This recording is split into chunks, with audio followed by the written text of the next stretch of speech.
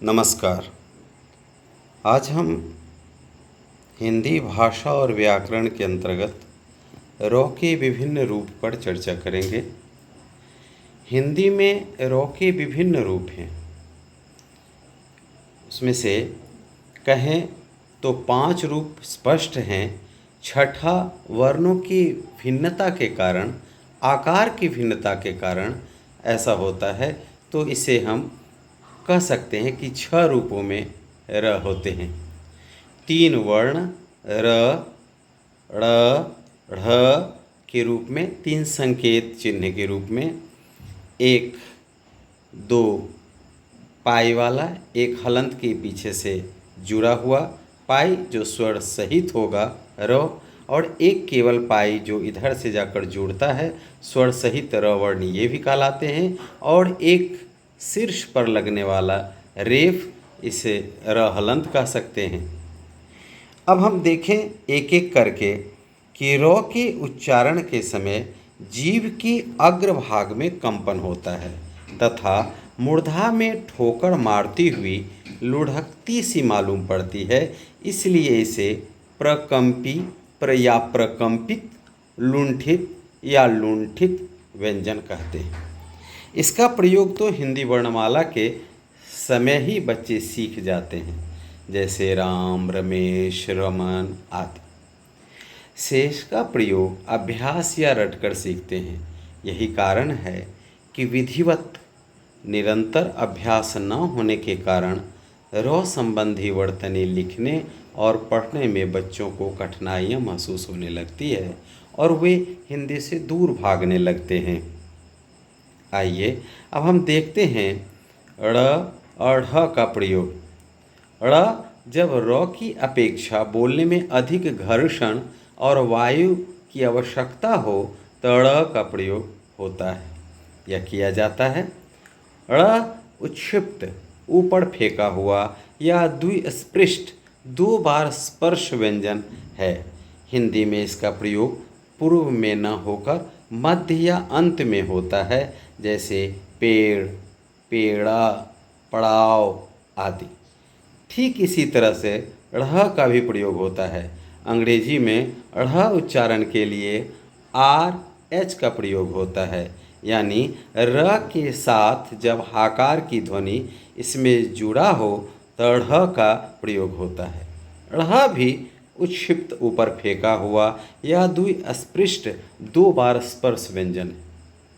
हिंदी में इसका प्रयोग पूर्व में न होकर मध्य या अंत में होता है, जैसे बड़ा, बाढ़ आदि।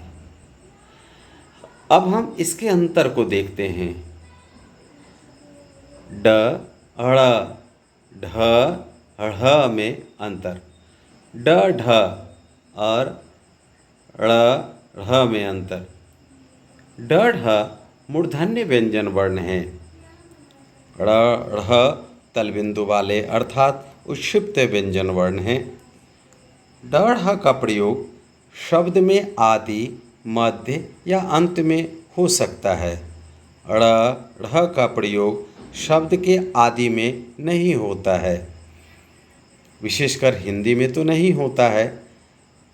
ढ के लिए अंग्रेजी में डी का प्रयोग होता है और ढ के लिए DH का प्रयोग होता है।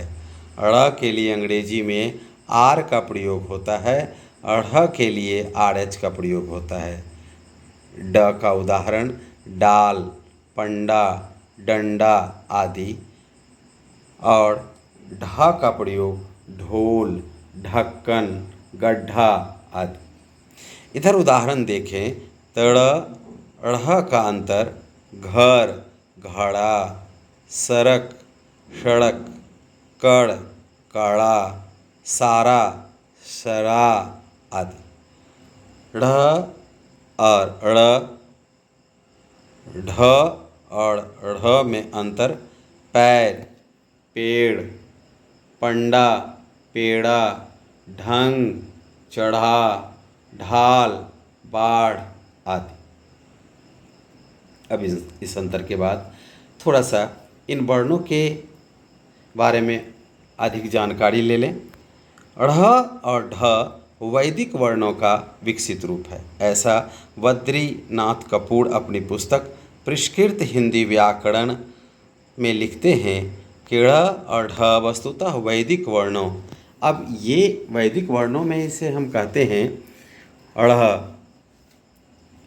और ढ़ के विकसित रूप हैं, जैसे पीड़ा पीड़ा, क्रीड़ा क्रीड़ा।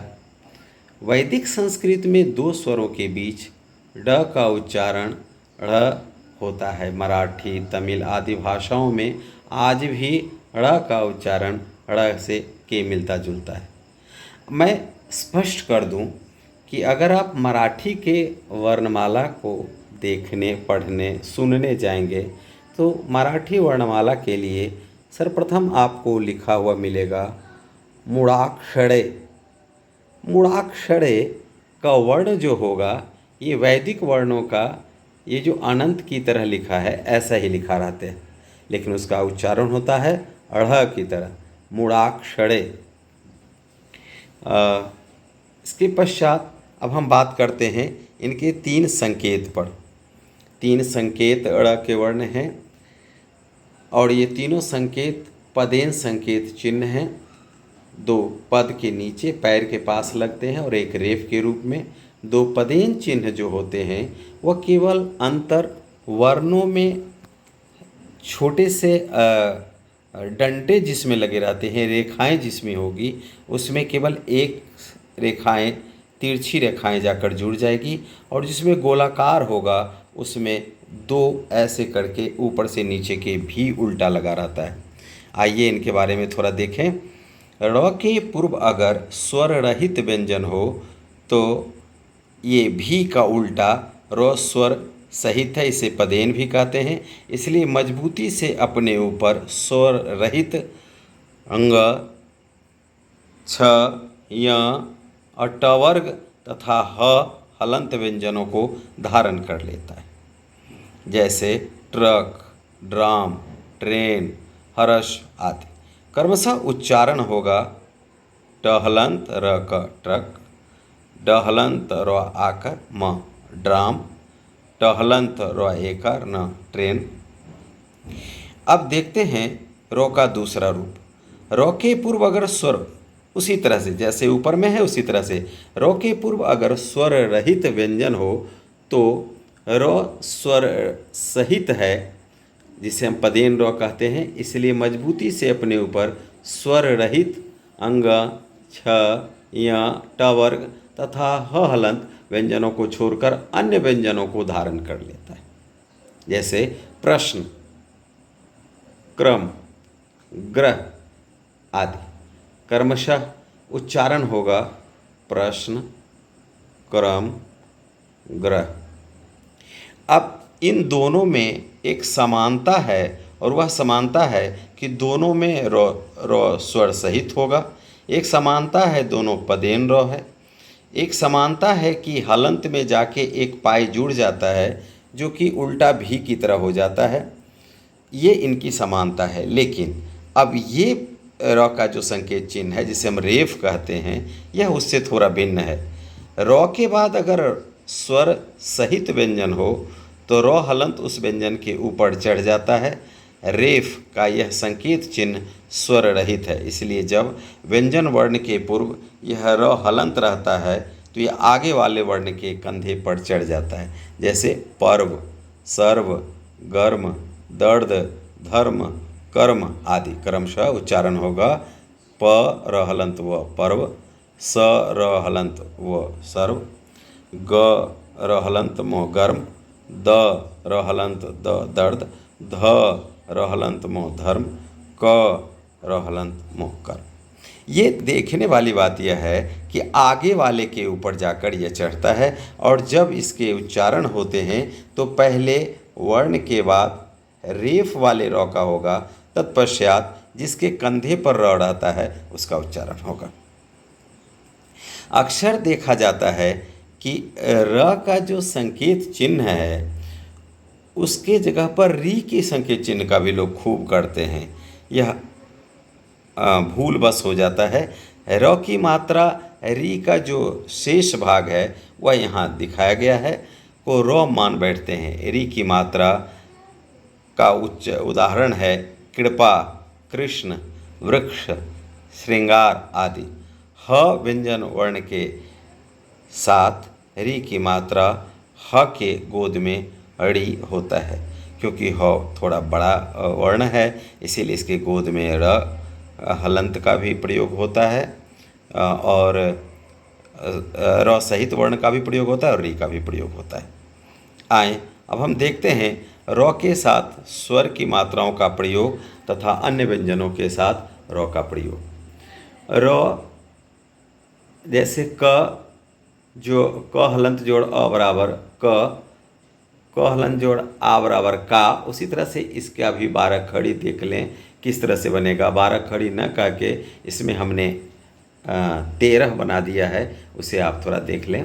लेकिन इसके 3 वर्ण थोड़े भिन्न होंगे, एक ह्रस्व रू के साथ, एक दीर्घ रू के साथ और एक र का री के साथ कैसा होता है रूप, वो हम देख लेते हैं। र आकर रा, र में छोटी की मात्रा री, र में बड़ी की मात्रा री, र में छोटाओं की मात्रा रू, र में बड़ाओं की मात्रा रू, र हलंत जोड़ ड़ी अड़े, र हलंत जोड़ ए बराबर रे, र हलंत जोड़ ए बराबर रै, र हलंत जोड़ ओ बराबर रो, र हलंत जोड़ औ बराबर रौ, र हलंत जोड़ अंग बराबर रंग, र हलंत जोड़ अह बराबर रह।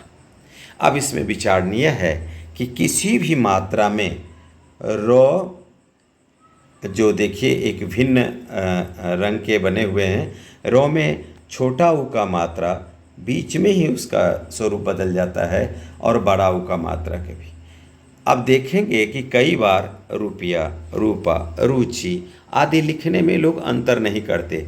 इसका कारण है र के स्वरूप दोनों लगभग मिलते जुलते हैं, इसीलिए छोटा ऊ और बड़ा ऊ में थोड़ी सी यहाँ वर्तनी संबंधी अशुद्धियाँ होने की संभावनाएं बढ़ जाती हैं।